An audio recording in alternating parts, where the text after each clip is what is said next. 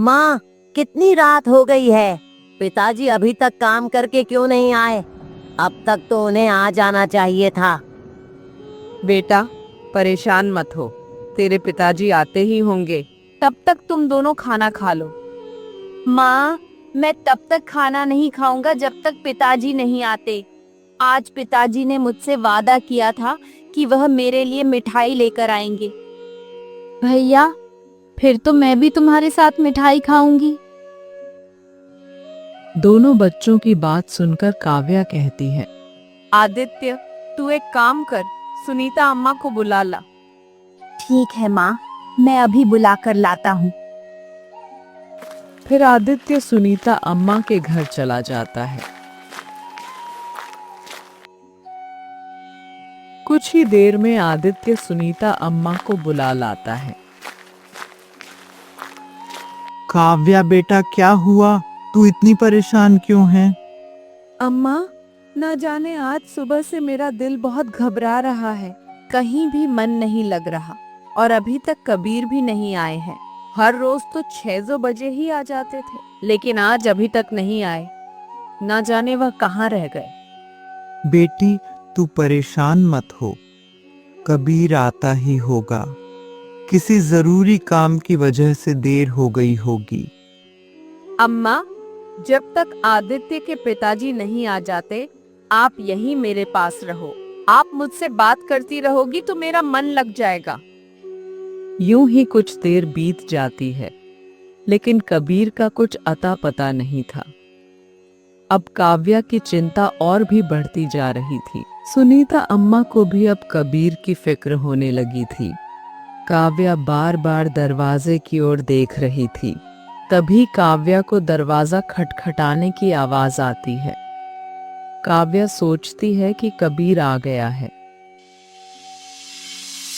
वह जल्दी से बाहर जाकर देखती है तो दरवाजे पर 2 पुलिस वाले खड़े थे। पुलिस वालों को देखकर काव्या घबरा जाती है। उसके दिमाग में अनगिनत ख्याल आने लगते हैं। किसी अनहोनी की आशंका से दिल की धड़कन बढ़ने लगती है। किसी तरह हिम्मत जुटाकर उसने कांपती हुई आवाज में पूछा, क्या बात है साहब, आप यहाँ क्यों आए हो? मजदूर कबीर का घर यही है क्या? जी साहब, यही है। मैं उनकी पत्नी हूँ। सब ठीक तो है ना?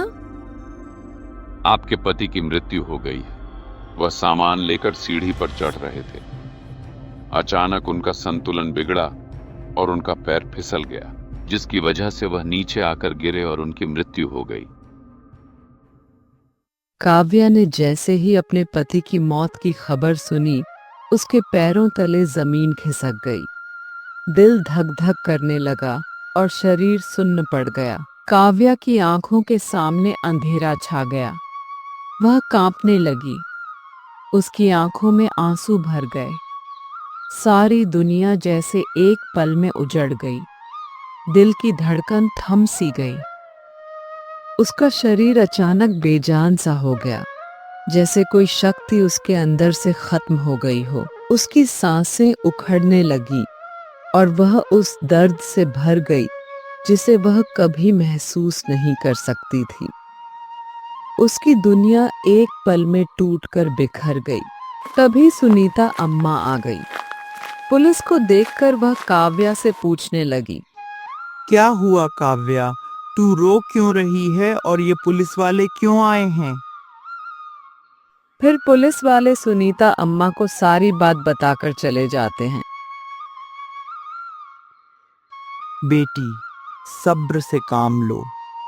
ऐसे रोने से काम नहीं चलेगा। जो ईश्वर की मर्जी थी, होना तो वही था। अम्मा, मैं कैसे सब्र से काम लूं? मेरी तो दुनिया ही लुट गई है। मेरे छोटे छोटे मासूम बच्चों का क्या होगा? हे ईश्वर, तुझे भी मुझ पर जरा तरस नहीं आया? मुझ पर ना सही, मेरे मासूम बच्चों का कुछ तो ख्याल किया होता। सुनीता अम्मा ने किसी तरह काव्या को संभाला। पति की मौत से काव्या की दुनिया पूरी तरह अस्त व्यस्त हो गई थी। जो थोड़ा बहुत पैसा उसने जोड़कर रखा था, वह भी धीरे धीरे खत्म होने लगा।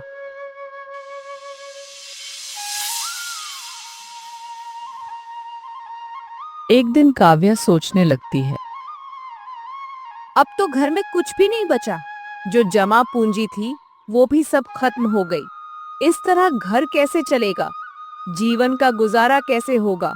मुझे कोई काम तलाश करना चाहिए, वरना मेरे बच्चे भूखे मर जाएंगे। काव्या किसी तरह हिम्मत जुटाकर आसपास के घरों में काम मांगने के लिए निकल पड़ती है।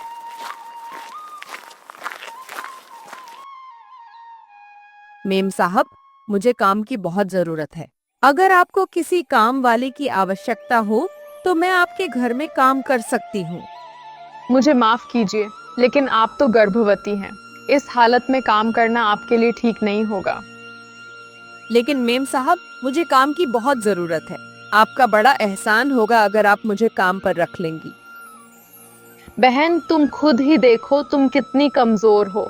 मैं तुम्हारे ऊपर और बोझ डालना नहीं चाहती। बच्चा पैदा करने के बाद आना।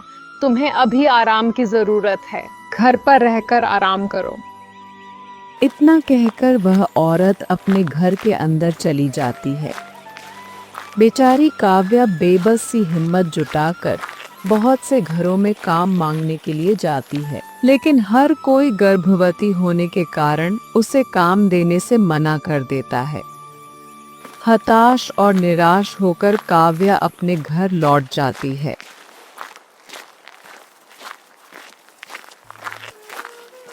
घर में उसका 9 साल का बेटा आदित्य बीमार था।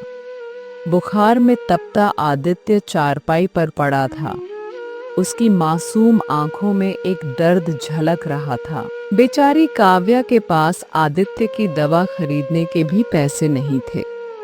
दूसरी ओर उसकी 6 साल की बेटी स्नेहा भोली सी बच्ची भूख से तड़पती हुई माँ से बार बार रोटी मांग रही थी। माँ, रोटी दो ना। कल से कुछ नहीं खाया, बहुत भूख लगी है। कुछ खाने को दो ना माँ। अपने बच्चों की यह हालत देखकर काव्या बहुत परेशान थी। उसे समझ नहीं आ रहा था कि वह अपने बच्चों की भूख कैसे मिटाए। वह खुद को बहुत बेबस और लाचार महसूस कर रही थी। उसकी आंखों में आंसू थे। अपने भूखे बच्चों के मुरझाए हुए चेहरे देखकर वह सोचने लगी, मैं कैसी माँ हूँ जो अपने ही बच्चों को एक रोटी भी नहीं दे पा रही हूँ। मुझे कोई ना कोई काम तो करना ही होगा, कहीं भूखे रहने की वजह से मेरे बच्चे मुझसे जुदा ना हो जाएं। काव्या यह सोच ही रही थी कि अचानक उसकी तबीयत बिगड़ जाती है, जिससे वह बेहोश हो जाती है। अपनी माँ को बेहोश देखकर आदित्य घबरा जाता है। माँ, तुम्हें क्या हो गया? आंख खोलो ना। स्नेहा, तुम माँ का ख्याल रखना, मैं किसी को बुलाकर लाता हूँ। आदित्य किसी तरह गांव की कुछ औरतों को बुला लाता है। कुछ देर बाद काव्या अपने छोटे से बच्चे को देख रही थी। बच्चा बहुत ही खूबसूरत था। काव्या ने बच्चे को अपनी गोद में लिया। उसकी आंखों में आंसू थे। वह सोचने लगी, क्या किस्मत है रे तेरी। पैदा होने से पहले ही तेरे सर से बाप का साया उठ गया। अभी तक तो मेरे 2 बच्चे थे, लेकिन अब ईश्वर की दुआ से 3 हो गए हैं। समझ नहीं आता बच्चों का गुजारा कैसे करूं। कोई काम पर रखने को तैयार नहीं है। मेरे पास एक पैसा भी नहीं है कि अपने भूखे बच्चों का पेट भर सकूं। मैं कितनी बदकिस्मत माँ हूँ, सही तरीके से अपने बच्चों का पालन पोषण भी नहीं कर सकती।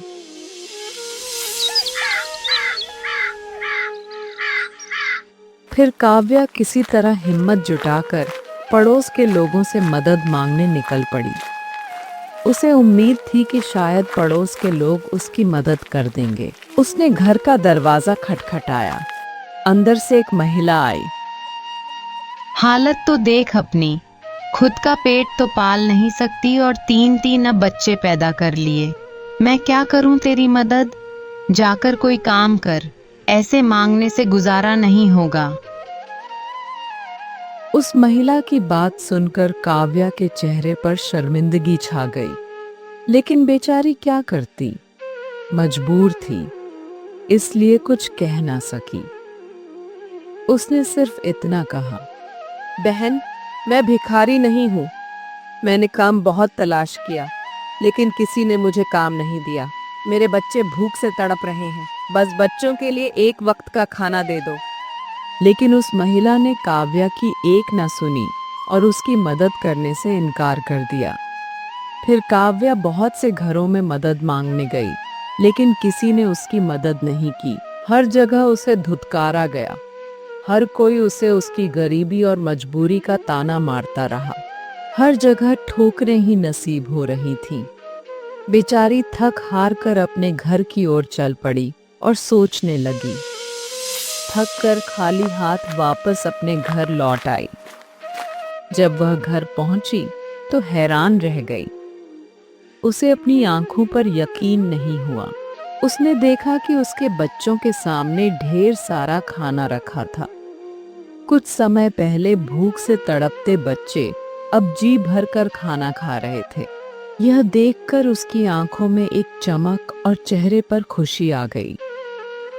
अचानक उसकी नजर एक सज्जन व्यक्ति पर पड़ी जो एक तरफ खड़ा था। देखने में वह कोई बड़ा सेठ लग रहा था। वह बच्चों को खाता हुआ देख रहा था। उसकी आंखों में संतुष्टि और दया का भाव था। काव्या समझ गई कि यह सब उसी व्यक्ति की मेहरबानी थी। फिर सेठ काव्या से बोला, तुम घर घर जाकर लोगों से मदद मांग रही थी, लेकिन किसी ने भी तुम्हारी मदद नहीं की। इसलिए मैं तुम्हारे भूखे बच्चों के लिए खाना लेकर आया हूँ। जी, आपका शुक्रिया। आपने इस मुश्किल भरे वक्त में हमारी मदद की। सेठ मुद्दे की बात पर आया और कहने लगा, बहन, मुझे मालूम है कि आपके पास घर चलाने के लिए कोई सहारा नहीं है। आप कहें तो मैं रुपए पैसे से आपकी मदद कर सकता हूँ। आप हमारी मदद क्यों कर रहे हैं? इस दुनिया में कोई भी बिना मतलब के किसी की मदद नहीं करता है। तुमने बिल्कुल सच कहा बहन। मेरा भी तुमसे एक मतलब है। मैं आपसे कुछ मांगने ही आया हूँ। क्यों शर्मिंदा करते हो साहब? इस गरीब दुखियारी के घर में ऐसी क्या चीज है जो तुम्हें चाहिए? बहन, वह चीज जो पैसों से नहीं खरीदी जा सकती और जिसकी कीमत धन से नहीं आंकी जा सकती। भगवान ने मुझे दौलत, शोहरत, हर चीज दी, लेकिन एक औलाद का सुख नहीं दिया। मैं और मेरी पत्नी सालों से संतान की उम्मीद लगाए थे। आज वह उम्मीद पूरी भी हुई, लेकिन सिर्फ कुछ ही पलों के लिए। जन्म लेने के कुछ समय बाद ही हमारा बच्चा भगवान को प्यारा हो गया। मेरी पत्नी की गोद सूनी ही रह गई। वह अस्पताल में जिंदगी और मौत के बीच झूल रही है। वह अपने बच्चे को गोद में लेने के लिए तरस रही है, लेकिन उसे यह नहीं पता कि उसका बच्चा उसकी गोद में आने से पहले ही भगवान के पास चला गया है। ये कहते कहते सेठ की आंखों में आंसू भर गए और फिर बोला, डॉक्टरों का कहना है कि अगर मेरी पत्नी को बच्चे के बारे में पता चला तो वह यह सदमा बर्दाश्त नहीं कर पाएगी और मैं उसे खोना नहीं चाहता। इसलिए मैं चाहता हूं कि आप अपना यह बच्चा मुझे गोद दे दें। इसके बदले मैं आपको अच्छी खासी रकम दूंगा। आपके लिए यह फैसला मुश्किल जरूर होगा, लेकिन इससे आपके 2 बच्चों का भविष्य सुधर जाएगा। सेठ की बातें सुनकर काव्या सोच में पड़ गई। उसके मन में तूफान उठने लगा। साहब, एक माँ अपने बच्चे को खुद से अलग कैसे कर सकती है? उसके लिए तो उसके सभी बच्चे बराबर होते हैं। मैं अपने मासूम बच्चे को खुद से दूर नहीं कर सकती। एक माँ का दिल तो यह सोच भी नहीं सकता कि अपने बच्चे को किसी और के हवाले कर दे। बहन, अगर तुम अपना बच्चा मुझे गोद दे दोगी तो इससे तुम्हारे 3 बच्चों की जिंदगी संवर जाएगी। मैं वादा करता हूं कि तुम्हें किसी के आगे हाथ नहीं फैलाना पड़ेगा। तुम्हारी हर एक जरूरत मैं पूरी करूंगा। मैं इस बच्चे की देखभाल अपने बच्चे से भी बढ़कर करूंगा। मैं जानता हूं कि एक माँ अपने बच्चे को खुद से अलग नहीं कर सकती, मैं तुम्हारा दुख समझ सकता हूं, लेकिन जरा सोचो, तुम्हारे एक फैसले से तुम्हारे तीनों बच्चों का भविष्य सुधर जाएगा। अब फैसला तुम्हारे हाथ में है और मैं पूरी तरह से तुम्हारे फैसले का सम्मान करूंगा, चाहे तुम जो भी निर्णय लो। सेठ की बात सुनकर काव्या सोच में पड़ गई। काफी देर तक वह अपनी मजबूरी और बच्चों के भविष्य के बारे में सोचती रही। आखिरकार इस कश्मकश से बाहर निकलकर उसने अपने दिल को मजबूत किया और अपने नन्हे से मासूम बच्चे को सेठ के हवाले कर दिया। फिर सेठ से कहने लगी, साहब, मेरा दिल गवाही नहीं दे रहा कि मैं अपना बच्चा तुम्हारे हवाले करूं, लेकिन अपने दूसरे बच्चों की भलाई के लिए मैंने अपना बच्चा तुम्हारे हवाले किया है। इसे अच्छे से रखना साहब। फिर सेठ ने अपनी जेब से 40,000 निकालकर काव्या को दे दिए। काव्या सेठ से पैसे लेना तो नहीं चाहती थी, लेकिन बिना पैसों के उसका गुजारा भी तो नहीं हो सकता था। वह मजबूर थी, इसलिए उसने सेठ से 20,000 लिए। बच्चे की जुदाई कैसे सहन करूंगी? हे ईश्वर, मैंने ऐसा कौन सा पाप किया है जो मुझे इस कष्ट से गुजरना पड़ रहा है? क्या मेरे नसीब में यही लिखा था? बेचारी काव्या अपने बच्चे की याद में गम मना रही थी। उधर सेठ काव्या के बच्चे को अपनी पत्नी मीरा की गोद में दे देता है। मीरा काव्या के बच्चे को अपना बच्चा समझती है। बच्चे को देखकर वह बहुत खुश थी।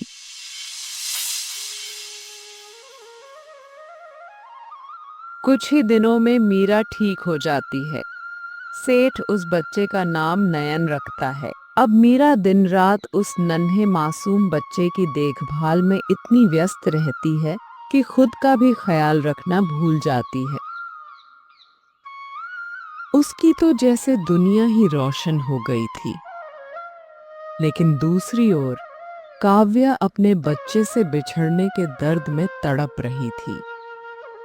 दिल में ममता का सैलाब उमड़ रहा था। अपने बच्चे को देखने का बहुत मन कर रहा था। एक पल मन में ख्याल आया कि आज जाकर अपने बच्चे से मिलूं, लेकिन जाऊं किस बहाने से? एक काम करती हूँ, काम मांगने के बहाने से चली जाती हूँ। फिर काव्या सेठ के घर पहुंच जाती है। एक नौकर काव्या को घर के अंदर ले जाता है, जहां मीरा बच्चे के पास एक चारपाई पर बैठी हुई थी। अपने बच्चे को देखकर काव्या को बहुत खुशी होती है। मीरा काव्या से कहती है, जी बताइए, आप कौन हैं और किस काम से आई हैं? मेम साहब, मैं काम की तलाश में आई हूँ। क्या आपको किसी काम वाली बाई की जरूरत है? उतने में ही सेठ आ जाता है। काव्या को अपने घर पर देखकर वह घबरा जाता है। फिर मीरा काव्या से कहती है, बहन, मुझे माफ करना, हमें काम वाली की जरूरत नहीं है। मेरे घर में पहले से ही बहुत नौकर हैं। यह सुनते ही काव्या का चेहरा उतर गया। फिर वह अपने घर की ओर जाने लगी। तभी सेठ अपनी पत्नी से बोला, मीरा, मुझे लगता है कि तुम्हें इस महिला को काम पर रख लेना चाहिए। तुम तो सारा दिन बच्चे की देखभाल में लगी रहती हो। घर में और भी बहुत काम है। अगर तुम इस महिला को काम पर रख लोगी तो तुम्हारे छोटे मोटे कामों में मदद हो जाएगी। अपने पति की बात सुनकर मीरा कुछ सोचने लगी और फिर काव्या से बोली, मैं तुम्हें अपने काम पर रख लूंगी। क्या क्या काम कर सकती हो तुम, और तनख्वाह कितनी लोगी? जी मेम साहब, मैं घर के सारे काम कर सकती हूँ और तनख्वाह जो आप ठीक समझें वो दे देना। काव्या को तो बस एक ही बात की परवाह थी, किसी तरह अपने बच्चे के करीब रहना। उसके मासूम से चेहरे को वह जी भर के देख लेना चाहती थी, इसलिए कम तनख्वाह में भी वह काम करने के लिए राजी हो गई थी, ताकि वह अपने बच्चे के साथ थोड़ा वक्त बिता सके। फिर ठीक है, मैं तुम्हें 2,000 रुपए महीना दूंगी। वैसे तुम्हारा पति क्या काम करता है? जी मेरे पति, वो तो कुछ महीने पहले ही इस दुनिया से चल बसे। यह कहते कहते काव्या की आंखें भर आईं। मीरा उसकी आंसुओं का मतलब अच्छी तरह समझ गई थी। तुम कल से आ जाना, मैं तुम्हें सारा काम समझा दूंगी कि तुम्हें क्या क्या काम करना है। ठीक है मेम साहब, मैं कल से आ जाऊंगी। उसके बाद काव्या अपने घर की ओर चल पड़ी। आज बहुत दिनों के बाद काव्या को खुशी मिली थी, क्योंकि उसका मासूम बच्चा सही सलामत था। अगले दिन काव्या सेठ के घर पहुंच जाती है।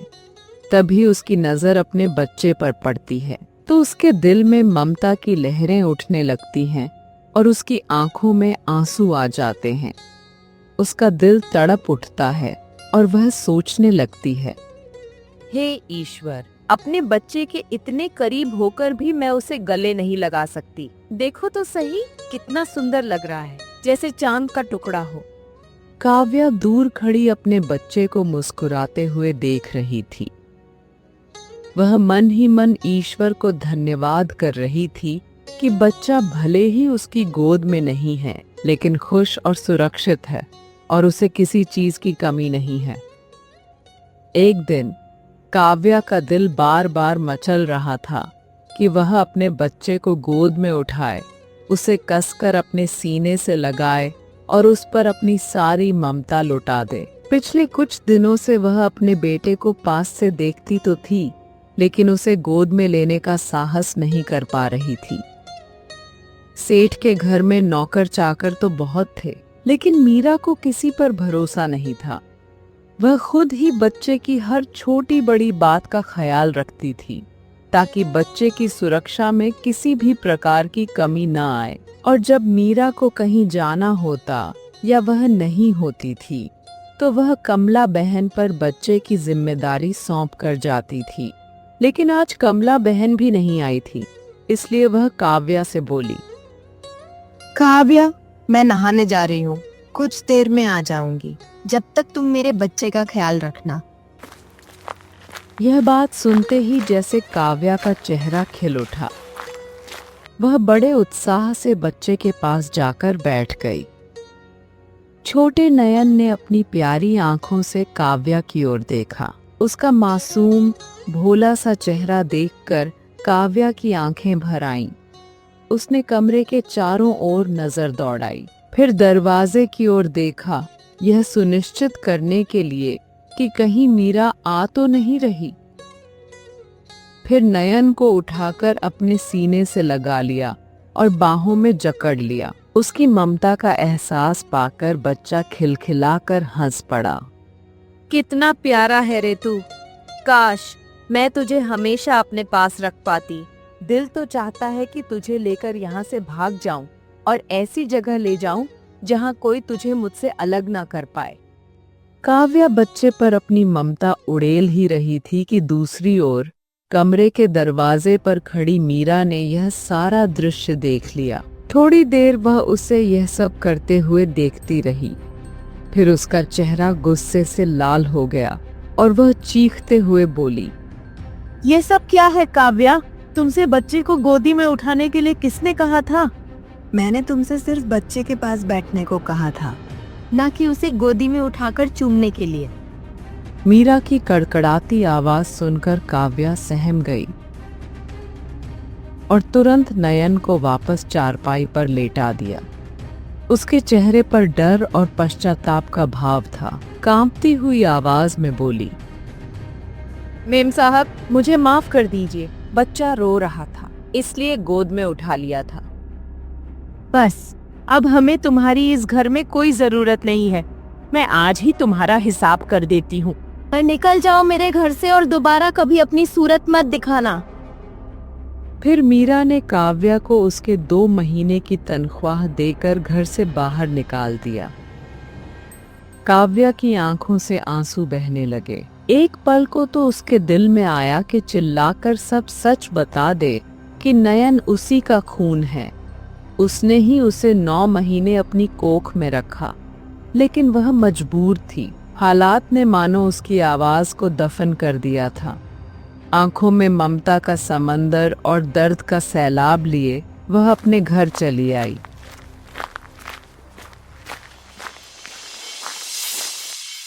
अब अपने दोनों बच्चों का पेट भरने के लिए उसने आसपास की कोठियों में झाड़ू पोंछा और साफ सफाई का काम ले लिया। दिन भर वह वहां काम करती, लेकिन काव्या को हर पल अपने मासूम बच्चे की याद सताती रहती थी। एक दिन काव्या अपने बच्चे की एक झलक देखने के लिए सेठ के घर के बाहर कुछ दूरी पर खड़ी हो जाती है। काव्या जानती थी कि रोज शाम को कमला बहन बच्चे को बाहर घुमाने लाती है, लेकिन किसी तरह कमला बहन की नजर काव्या पर पड़ जाती है। वह जल्दी से अंदर जाकर अपनी मालकिन से कहती है, अरे मालकिन, काव्या छुपकर रोज नयन को देखती है। मुझे उसकी नीयत सही नहीं लगती। आखिर वह मेरे बच्चे को क्यों देखती है? आज से नयन को घर से बाहर मत लेकर जाया करो। मैं आज ही सेठ जी से बात करूंगी और इस औरत के बारे में जानकारी निकलवाऊंगी। जी सुनिए, मैं कुछ दिन पहले काव्या को काम से निकाल दिया था ना, उसकी नीयत मुझे ठीक नहीं लग रहा। क्यों, क्या हुआ? उसके बावजूद भी आते जाते मेरे बच्चे पर नजर बनाए रखती है। तुम उस औरत के बारे में पता लगाओ। इतना कहकर मीरा चली जाती है, लेकिन उसकी बात सुनकर सेठ परेशान हो जाता है। वह सोचने लगता है, अगर मीरा को मालूम हो गया कि नयन उसका नहीं बल्कि काव्या का बेटा है तो अनर्थ हो जाएगा। मुझे जल्द ही कोई इंतजाम करना होगा जिससे मीरा को सच मालूम ना हो। एक काम करता हूं, मैं यह गांव ही छोड़ देता हूं और कहीं ऐसी जगह चला जाता हूं जहां काव्या ना पहुंच सके और उसे सच मालूम ना हो।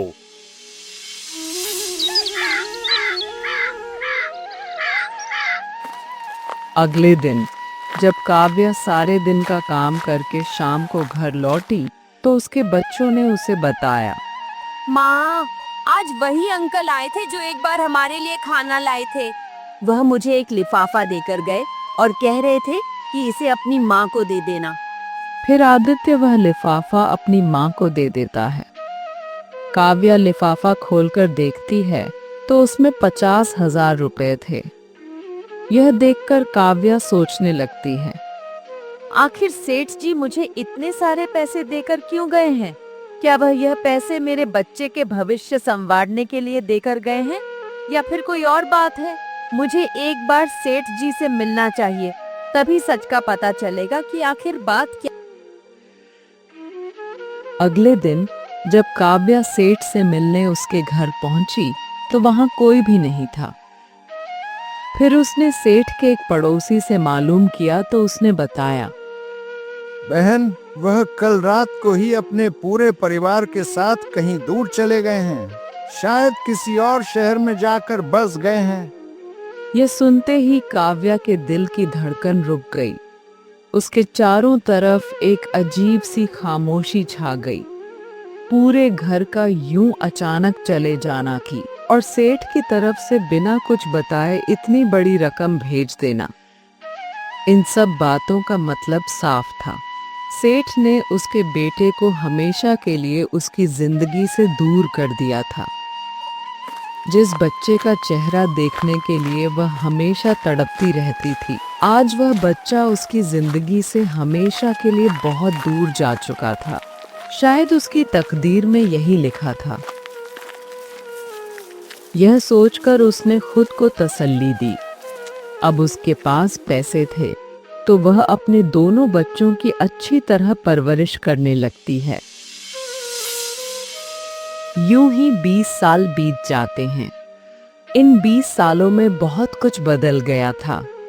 मीरा बूढ़ी हो चुकी थी और सेठ की तबीयत भी खराब रहने लगी थी। उनका बेटा नयन, जो कभी एक मासूम बच्चा था, अब 20 साल का नौजवान हो चुका था। नयन बहुत ही ईमानदार और नेक लड़का था। वह हर जरूरतमंद की सहायता करता था। एक दिन सेठ अपनी पत्नी से कहता है, मीरा, मैं अब कुछ बीमार रहने लगा हूँ। ना जाने कब बुलावा आ जाए, लेकिन उससे पहले मैं तुम्हें एक राज की बात बताना चाहता हूं जिससे मेरा दिल हल्का हो जाए। यह राज वर्षों से मैंने अपने दिल में दफन किया हुआ है। ऐसा कौन सा राज है जो आपने मुझे कभी नहीं बताया? मीरा, नयन हमारा बेटा नहीं है, नयन काव्या का बेटा है। वही काव्या जो हमारे यहाँ काम किया करती थी और जिसे तुमने काम से निकाल दिया था। वह बेचारी काम करने नहीं को बल्कि अपने बच्चे को देखने आती थी। मेरे मन में हमेशा यह अपराध बोझ बनकर रहा कि मैंने एक माँ को उसके बेटे से अलग किया है। भगवान करे उस नेक औरत को दुनिया की सारी खुशियां मिले। इसके बाद सेठ ने मीरा को सारी बात बताई, जिस मजबूरी की वजह से वह काव्या का बच्चा लेकर आया था और अपनी गरीबी की वजह से काव्या ने अपना बच्चा सेठ को दिया था। अपने पति की बात सुनकर मीरा का पूरा शरीर जैसे सुन्न पड़ गया। अचानक उसे वह घटना याद आ गई जब काव्या उसके बेटे नयन को अपनी गोद में उठाकर बेतहाशा चूम रही थी और मीरा ने उसे दोषी ठहराकर घर से बाहर निकाल दिया था। हे भगवान, मैं कितनी बड़ी गलती कर बैठी। एक माँ को उसके बच्चे से ही जुदा कर दिया। मैं कितनी बड़ी गुनाहगार हूँ। कुछ दिन और बीतते हैं, फिर सेठ भी इस संसार से चल बसता है। एक दिन मीरा अपने बेटे नयन को सारी बात बता देती है कि वह उसका नहीं बल्कि किसी और का बेटा है। मीरा की बात सुनकर नयन बोला, माँ, आप मेरी सगी माँ नहीं हैं। यह जानकर मुझे दुख तो हुआ, लेकिन आपने मुझे पाल पोस कर बड़ा किया। इसके लिए मैं आपका हमेशा आभारी रहूंगा।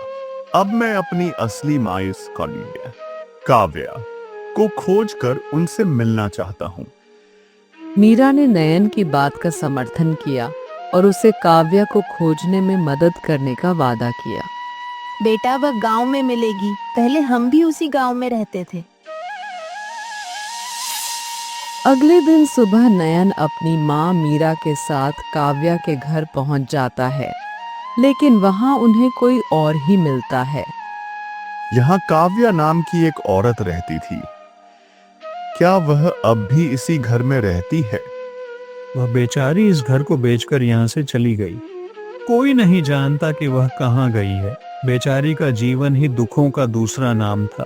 पहले उसका पति उसे अकेला छोड़कर चला गया और फिर बड़ी गरीबी में दिन रात मेहनत करके उसने किसी तरह अपने बच्चों को पढ़ा लिखा कर बड़ा आदमी बना दिया। उसने सोचा था कि जब बच्चे कामयाब होंगे तो उसका बुढ़ापा सुख शांति से गुजरेगा, लेकिन उसकी किस्मत में तो ठोकर ही लिखी थी। जैसे ही दोनों बच्चों की नौकरी लगी, वे शहर जाकर बस गए और बेचारी काव्या दुखों की मारी अकेली रह गई। शहर जाकर दोनों अपनी माँ को भूल गए। उन्होंने अपनी दुनिया बसा ली। उन्होंने तो कभी उसे अपने पास रखने की सोची भी नहीं। बुढ़ापे और बीमारी में वह अकेली पड़ गई। उस आदमी की बात सुनकर नयन मीरा से बोला, माँ, मेरी जन्म देने वाली माँ ने कितनी तकलीफ सही है। बेचारी पता नहीं कहाँ होगी, किस हाल में होगी। हे ईश्वर, कैसे भी करके मुझे मेरी माँ से मिला दे। नयन और मीरा अपने घर लौट आए। तभी उनके दरवाजे पर एक बूढ़ी औरत भीख मांगने आई। जैसे ही मीरा ने दरवाजा खोला, वह हैरान रह गई। उसके सामने वही औरत खड़ी थी जिसकी वे तलाश कर रहे थे। गम और परेशानियों ने उसे समय से पहले ही बूढ़ा कर दिया था। मेम साहब, आप? काव्या, तुम जिंदा हो। ये तुमने अपना क्या हाल बना लिया है। मुझसे बहुत बड़ी गलती हो गई। काव्या, मैंने तुम्हें तुम्हारे बच्चे से अलग कर दिया। मुझे माफ कर दो।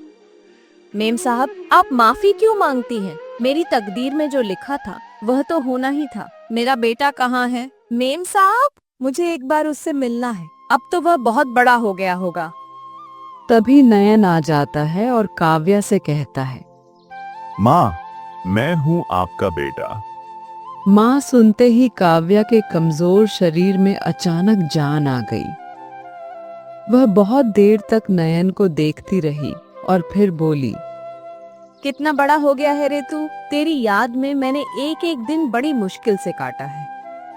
माँ, अब आपको कहीं जाने की जरूरत नहीं है। अब आप मेरे साथ इसी घर में रहेंगी। दोनों माँ बेटे का प्यार देखकर मीरा की आंखों में भी आंसू आ गए। उसके बाद काव्या अपने बेटे नयन के साथ सुख चैन से रहने लगी।